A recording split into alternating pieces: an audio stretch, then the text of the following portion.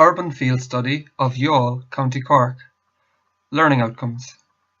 At the end of the podcast presentation, you will have assessed my rationale for choosing Youghal as a suitable location for a junior cycle field study, the appropriateness of the historical sites and proposed activities, and the effectiveness of attempts to foster cross-curricular links between history and one other subject. Introduction and rationale. Today, Youghal may be a pretty and tranquil seaside town, but this ancient site was one of the most important administrative, commercial, and military centres in medieval Ireland. There are signs of Youghal's prosperous but violent imperial past on virtually every street. Few of our towns or cities have Youghal's kind of blood-spattered medieval history, noted the Irish Times recently. The marvellously well-preserved old defensive walls, the longest in the Republic, are testament to this bloody past, and as we will see, Youghal can boast of a host of buildings of historical significance. The town was home to Walter Raleigh and Richard Boyle, whilst Cromwell, having spent the winter here, returned to England from this port after a spot of ethnic cleansing in 1650. The town even had its own witch. For these reasons, Youghal would be a suitable field trip location for any demographic. But let's not forget that this trip is designed for second-level students, because the vast majority of Leaving Cert history students cover the later rather than the early modern period. This field study would be of more benefit to junior cycle students, given that they study a section on the medieval castle, church and city in first year, and the age of exploration, as well as the plantations in Ireland in second year. Youghal, with its buildings and its colourful historical figures, is perfect. A final note. Siobhan from Youghal Heritage Centre promised a fantastically informed and entertaining tour guide to accompany us, should this trip ever go ahead. So, let's begin. Tucked into a corner of Youghal's medieval town walls, St Mary's Collegiate Church, a symbol of Norman power and authority, is perhaps the oldest church in Ireland, with continuous worship since the 13th century. Students engage in two activities here. Firstly, before entering, they use their pencils and paper and a sketching grid to sketch an architectural feature of the church. The wonderfully intricate Gothic window at the south transept would be ideal here.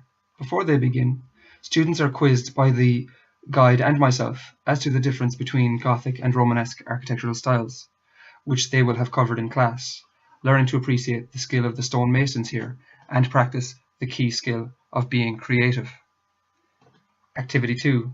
Students are given a plan of the church and attempt to identify north, south, east and west. They also identify the main entrance. Once inside, students pair up and complete a fun picture treasure trail worksheet, thus practicing the key skill of working with others and developing their literacy skills. They also practice the important historical skill of visually locating historical information, the Viking graffiti, Richard Boyle reclining happily on top of his tomb, and so on. As they investigate, they begin to develop an appreciation for the vast span of time represented by the earliest artifact, right through to the most recent. They then order the artifacts chronologically. Next, a visit to the town walls. Our guide will elicit who built the town walls and why. Students will appreciate this feat of military engineering by guessing both the height and thickness of the walls, using their own height to help make their guesses as accurate as possible. Then we will use measuring tape to get exact measurements. This exercise also develops students' numeracy skills. Asked to recall their knowledge of medieval siege tactics, students will form groups of 3 or 4 and decide either A, the best way to storm the town, or B, the best way to defend it. They will then be asked to imagine how it feels to be a native Irish clan planning an attack, or how it felt to be a Norman or later an Anglo-Irish defender of the town. This will require students to be creative and communicative, two of the key skills. It will also help to develop their historical empathy and objectivity.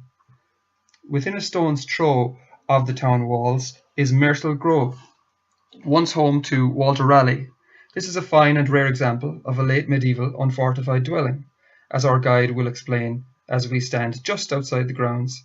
It was here that Walter Raleigh planted the first potatoes in Ireland, bringing them from Virginia. Legend has it that while he was taking Ireland's first ever fag break, his servant doused the mayor in water, thinking he was on fire. Learning more about such an important historical figure will provide students with a hook upon which they can hang their learning about the plantations as well as the age of exploration. But sadly, this is a short stop because Myrtle Grove is a private residence and so is not open to the public.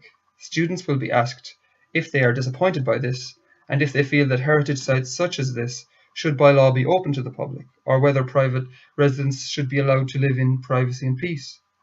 We return to these questions in the final stop of the tour. On the way there, students will walk along North Main Street, passing by Tynes Castle, the almshouses, the Red House and the Clock Gate. Whilst ordinarily a field study might begin with a visit to the Heritage Centre, this is where our tour of Youghal finishes. Having visited key sites in the town and walked through its history-laden streets, students will meet the town crier and will ask the curator of the Heritage Centre questions about his job, his love of history, and what we can do to preserve heritage towns like Youghal. There are clear cross-curricular links in this section of the tour between the subject of history and CSPE. Finally, we will refer back to our visit to Myrtle Grove and the question of right-of-way. Siobhan has kindly agreed that the guide, and perhaps herself, would present 2 slides of the debate on this, with students voting afterwards on which side they take and continuing the discussion themselves. Again, given that CSPE aims to prepare students for active participatory citizenship, such questions are as vital to this subject as they are to history. In keeping with the history syllabus, this debate helps to develop students' conceptual understanding and ability to think critically. So, let's return now to the learning outcomes.